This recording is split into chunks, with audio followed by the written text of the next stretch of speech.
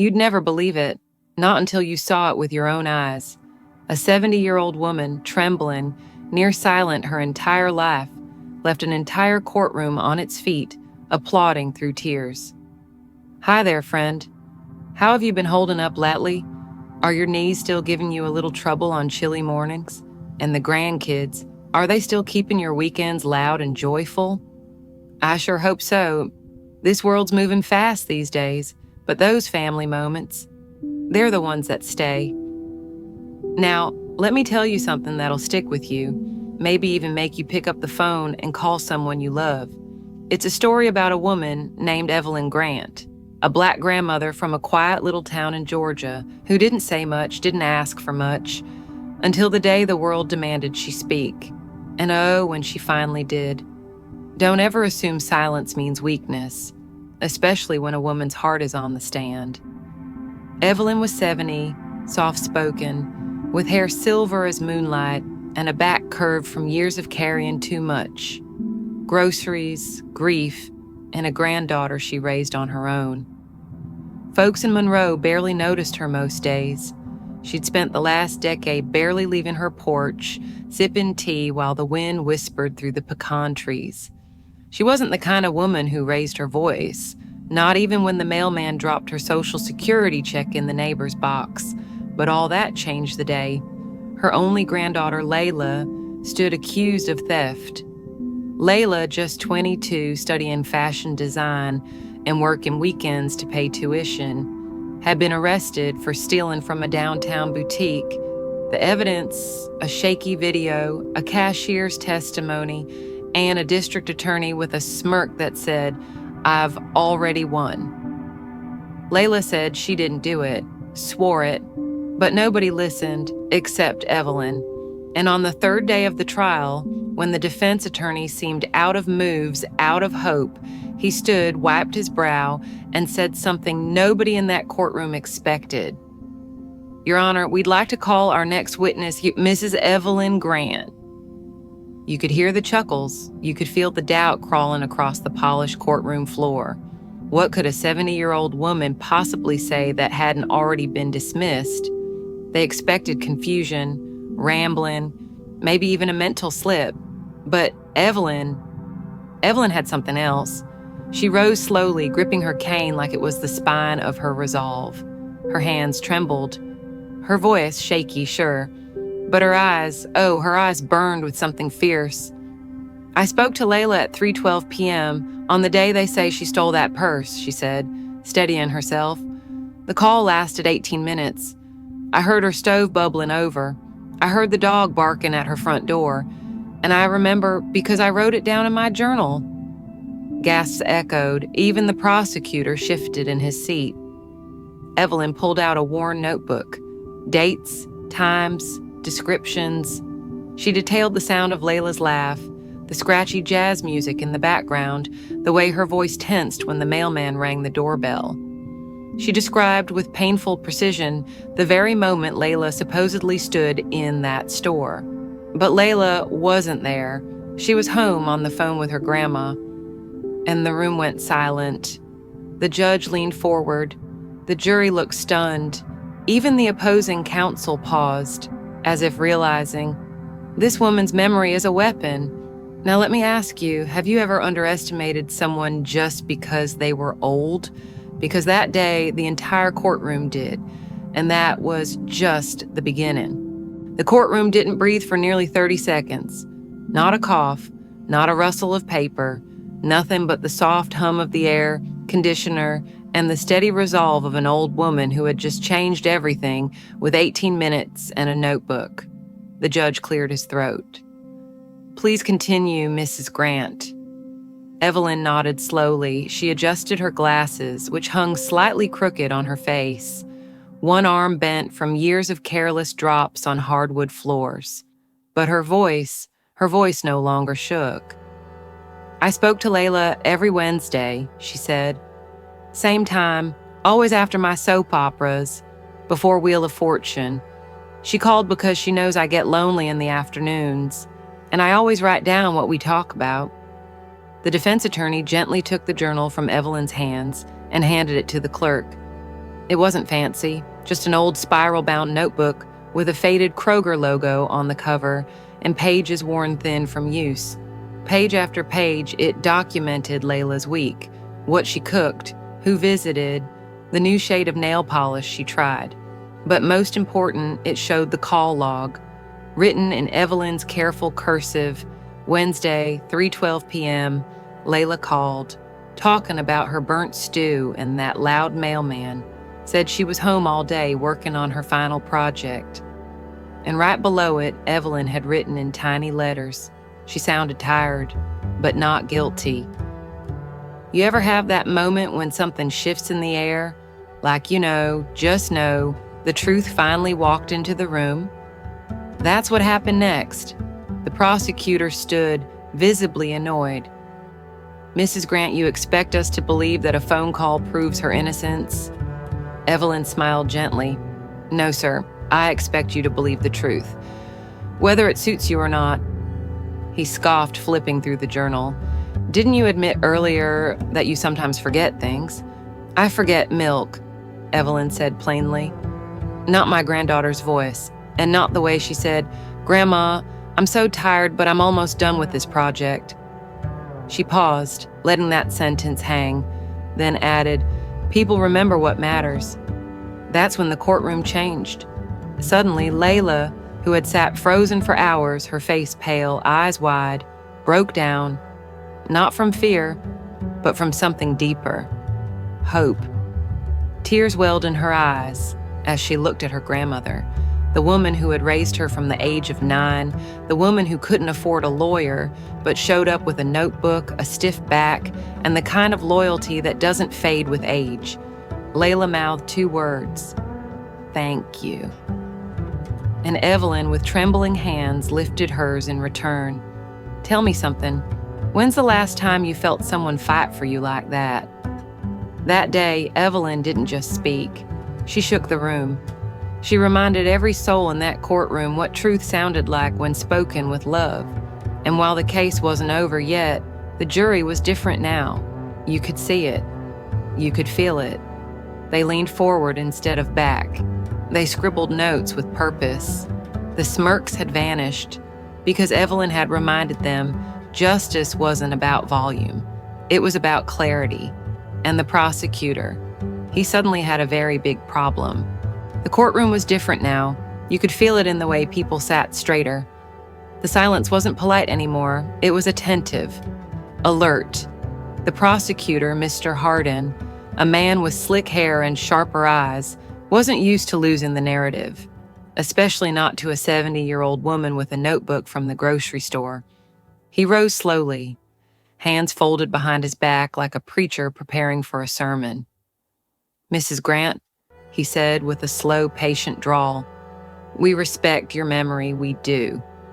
But you'll understand why I have to ask.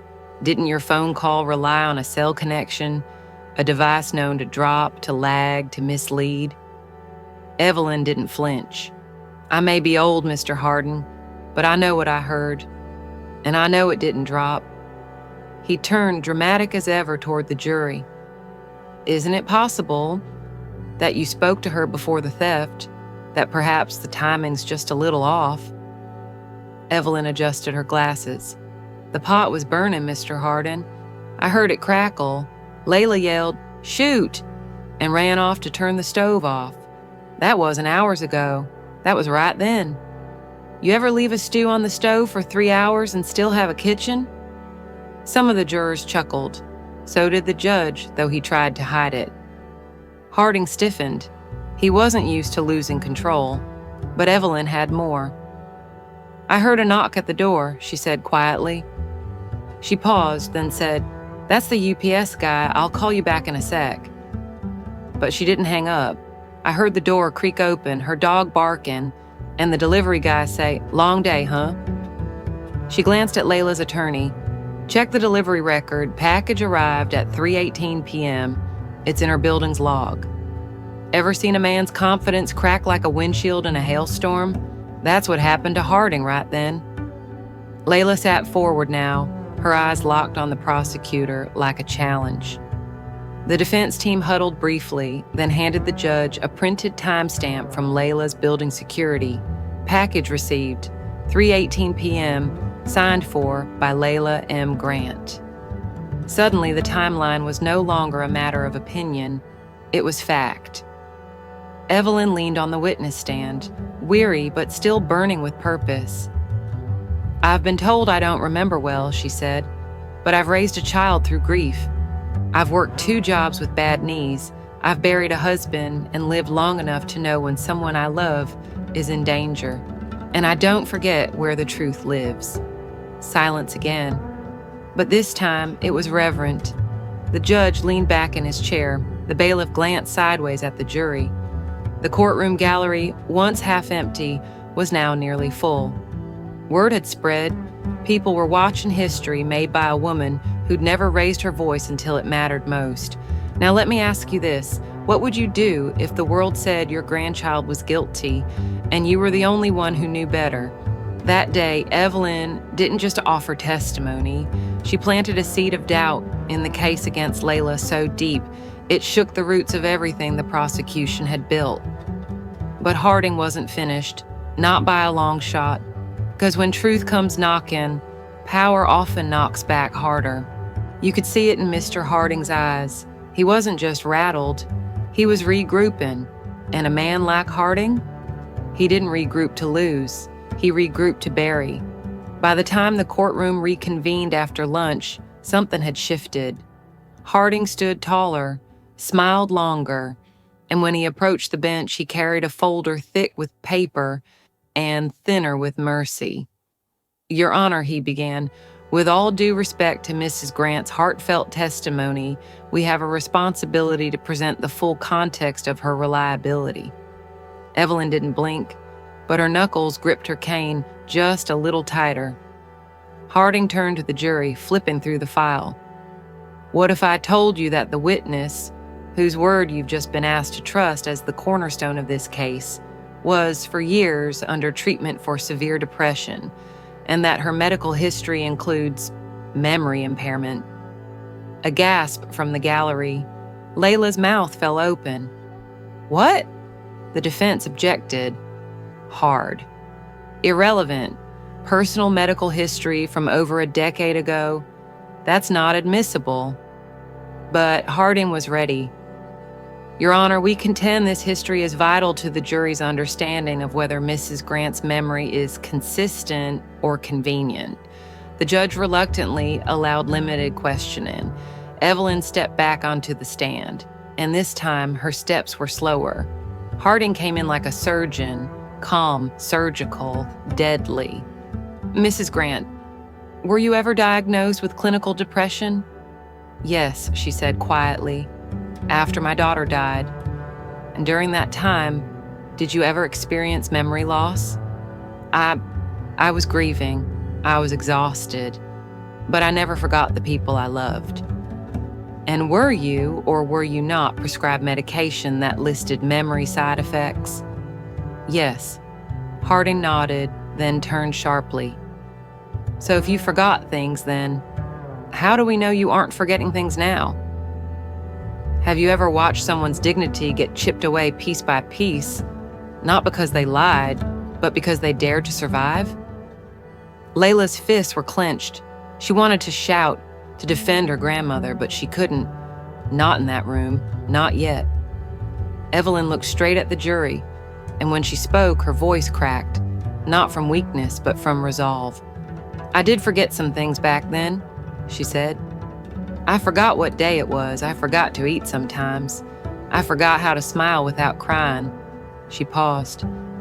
"But I never forgot my granddaughter's voice, not once, not in the worst nights, and certainly not on a Wednesday afternoon when she told me she was finally finishing something she was proud of." Harding stepped back. He couldn't touch her anymore, because the jury didn't see a frail old woman with gaps in her memory. They saw a fighter, a survivor, a grandmother whose love was more precise than any timestamp. Still, the damage was done. You could feel it in the hallway during recess. Whispers, doubts. The prosecutor's seed had been planted. Tell me something. Do you think our past should be used against us, even when it's the very thing that made us stronger? Evelyn sat alone during the break, staring at the scuffed linoleum beneath her feet. Layla approached quietly, placing a hand over hers. "You didn't let them take your voice," Layla whispered. "You gave me mine." Evelyn smiled through tired eyes. But the next witness would change everything, because someone else had seen what happened that day in the store, someone whose silence had been bought. Until now. Court resumed under a veil of uncertainty.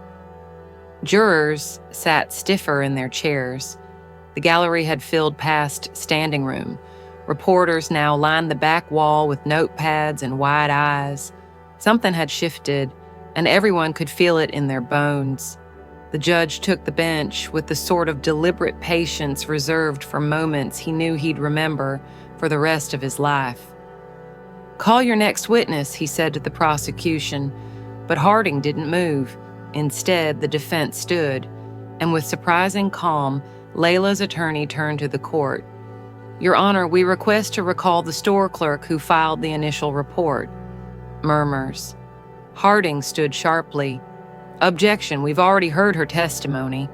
The defense replied, "Yes, but we've recently come into possession of information that suggests her initial statement was made under duress." The judge raised an eyebrow. "Proceed carefully." The courtroom doors opened, and in walked a young woman with pale skin, dark circles under her eyes, and hands clenched so tight her knuckles looked bone white. Her name was Kelsey Monroe, and she was the assistant manager on duty the day Layla was arrested. She took the stand like someone walking into her own confession. "Kelsey," the defense began gently, "can you tell the court what you saw on the day in question?" She swallowed hard. I didn't see Layla steal anything." Gasps rippled. Even Harding looked stunned. "I saw her come in. She was looking at scarves near the entrance. I remember because she smiled and complimented one I was wearing. She didn't go near the counter. She didn't leave with anything. But my manager told me," her voice cracked, "he told me if I didn't say I saw her take something, I'd lose my job." Ever hear a lie crumble in real time, like watching drywall fall from the ceiling, piece by piece? That's what this was. The defense leaned forward. "You were pressured," Kelsey nodded. "He said it would make the store look good, like we were catching people. That Layla looked like she'd done it before. But she didn't. I knew it. And I stayed quiet." Tears welled in her eyes. "Until I saw her grandmother up there. That's when I couldn't stay quiet anymore." Harding stood, sputtering. "Why now, Ms. Monroe? Why come forward now?" Kelsey looked at Evelyn. "Because if that woman can stand there and defend her granddaughter with nothing but a notebook and her word, I can't keep hiding behind fear."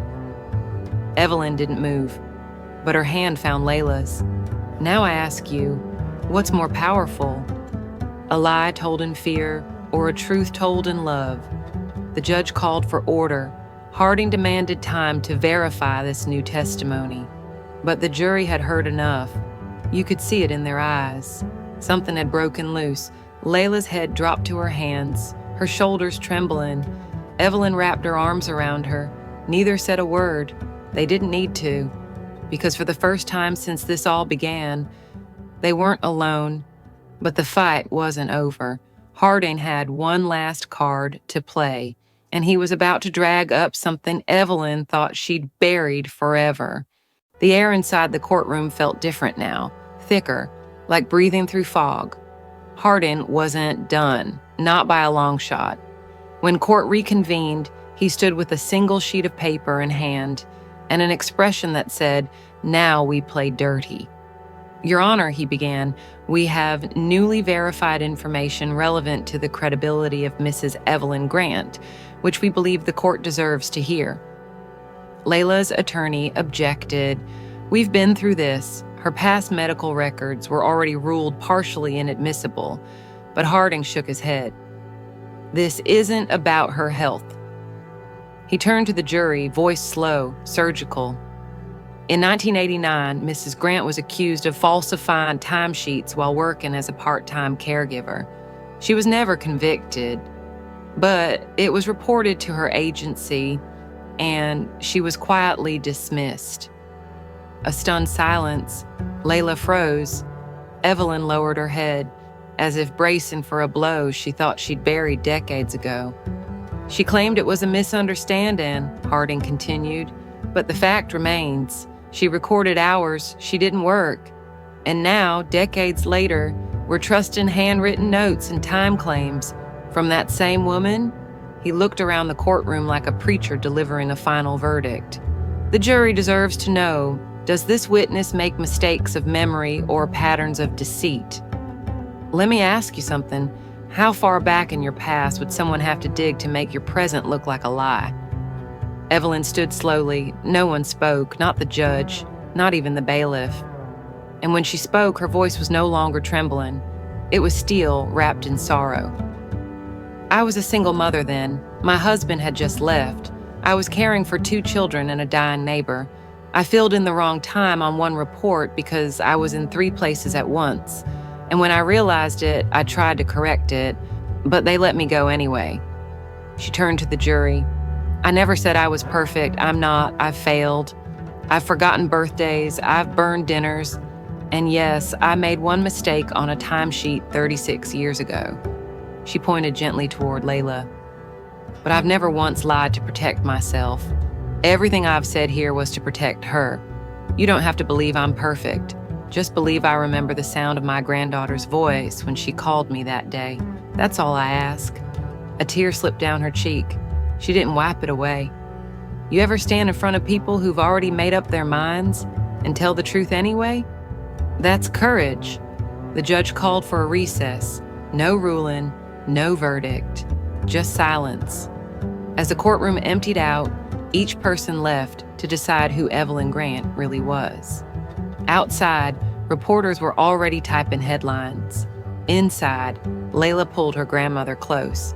I didn't know about that job. Evelyn smiled faintly. It wasn't something to be proud of, but I'm not ashamed either. I was trying to keep the lights on. Layla nodded. You kept more than lights on, Grandma. You kept me going. But the damage had been done. The jury looked tired. The judge looked torn. And now all eyes turned to the final day of the trial.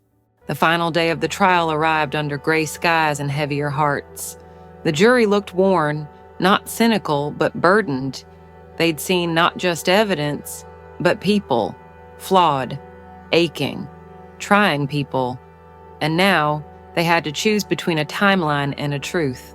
The judge gave a nod. Defense, your final witness. But Layla's attorney shook his head.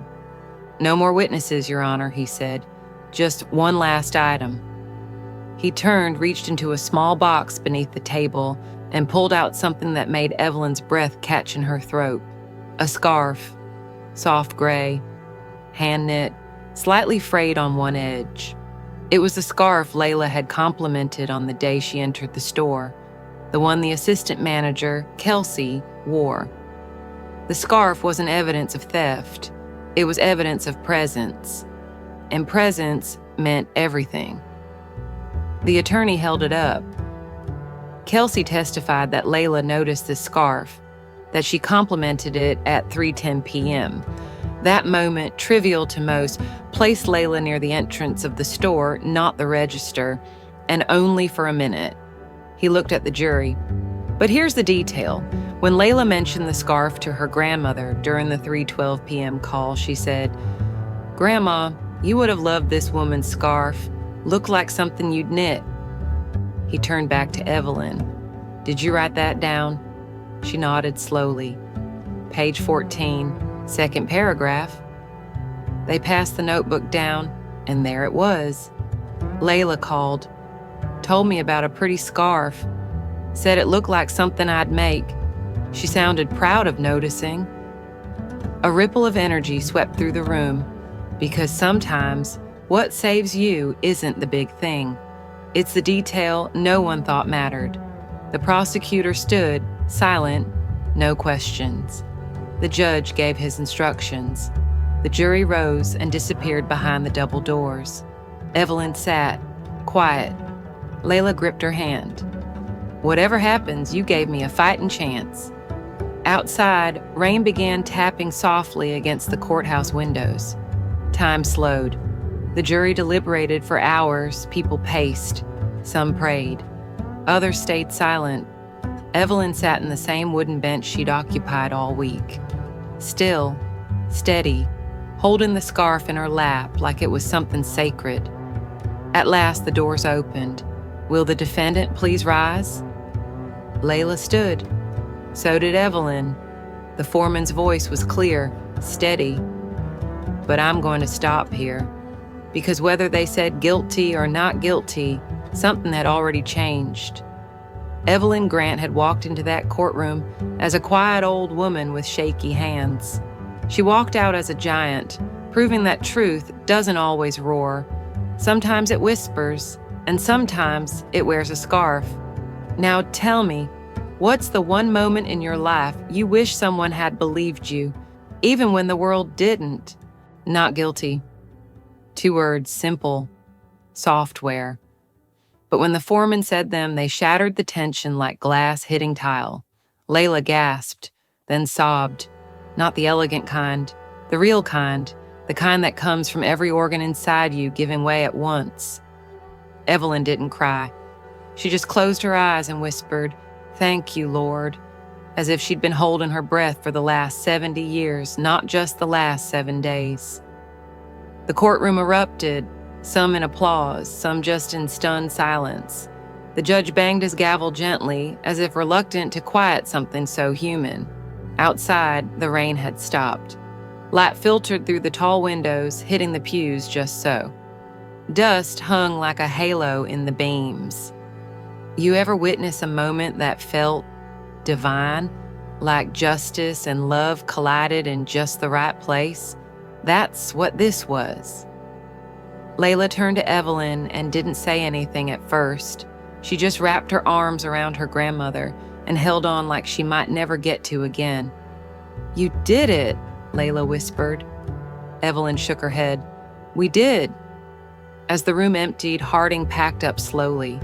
He wasn't a villain, not really, just a man who underestimated a woman who hadn't spoken up in years, and maybe that would haunt him more than the verdict. Kelsey Monroe stood off to the side, tears on her cheeks. She approached Evelyn quietly. "I'm sorry," she said. "I should have said something sooner." Evelyn took her hand. "You said it when it counted. That's more than most." Outside, the courthouse steps were wet, but shining. Layla and Evelyn walked down slowly, arm in arm. A small group of townsfolk clapped politely as they passed. Others just nodded with respect. The press leaned in, but Evelyn didn't speak. She didn't need to, because the world had heard her already, and not just in words, but in every shaky step she took toward the truth. Later that evening, back home in the same kitchen where she'd answered that fateful call, Evelyn sat with a cup of tea and a blanket over her lap. Layla sat across from her, still in her court clothes, makeup smudged, soul stripped raw. "Do you regret doing it?" Layla asked softly. Evelyn looked out the window, eyes reflecting moonlight. I only regret that I waited so long to believe I had something worth saying." Layla reached over, took her grandmother's hand, and squeezed it. "You always did. Tell me, reader, who in your life needs to hear your truth right now, before it's too late?" It started small. A letter on Evelyn's porch the next morning. No envelope, just folded, with handwriting that looked like it belonged to someone who didn't write often. "Mrs. Grant, I watched every day of the trial. I lost my son in a case like that. Never had a grandma like you. Thank you. Mr. Jenkins." By lunch, 3 more appeared, then a phone call from the pastor's wife, asking if Evelyn would speak at the women's breakfast. Then the principal from the local high school called. "We'd like you to come talk to the girls," he said. "They need to hear about courage that doesn't come with applause, just truth." Evelyn said no to most of them. At first, she wasn't a speaker, wasn't anyone's symbol. But then she thought about Layla, about the moment that little girl stood in front of the courthouse, holding her head up, walking proud again. And Evelyn realized something. Her story wasn't just about defending her granddaughter. It was about teaching a whole town what love looks like when it stands its ground. So she said yes. You ever agree to something not because you wanted to, but because someone else needed you to? At the women's breakfast, Evelyn stood behind a podium that looked too big for her, in a room that smelled like coffee and hope. She didn't have a speech, just her story, just her notebook. I'm not a hero, she began. I'm a tired old woman who spent too long thinking her voice didn't matter. People nodded, some cried. I almost stayed silent, not because I didn't know the truth, but because I didn't think anyone would listen. She paused, voice trembling. But I spoke, and it mattered. And if it can matter for me, it can matter for you.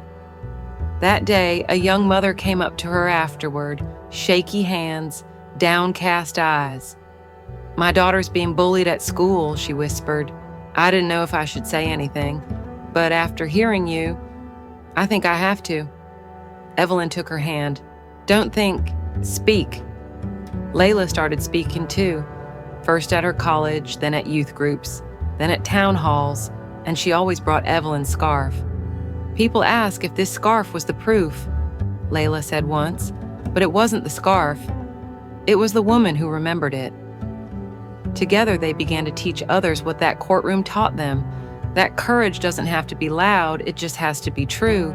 And yet, despite the respect, the letters, the invitations, Evelyn remained Evelyn. She still watched her soaps, still wrote in her notebook, still made stew with too much time. But now, when she spoke, people leaned in. And when she paused, they waited. What would it feel like for your voice to finally be heard at 70, at 50, at any age, 1 year later? The courthouse steps had long dried from that rainy day, but people still spoke about it in barbershops, in PTA meetings, even on local radio. The day Evelyn Grant stood up, they called it. Layla graduated that spring, cap gown and the scarf tucked neatly into her bag. The applause was loud, proud, but when she hugged Evelyn afterward, it was quiet.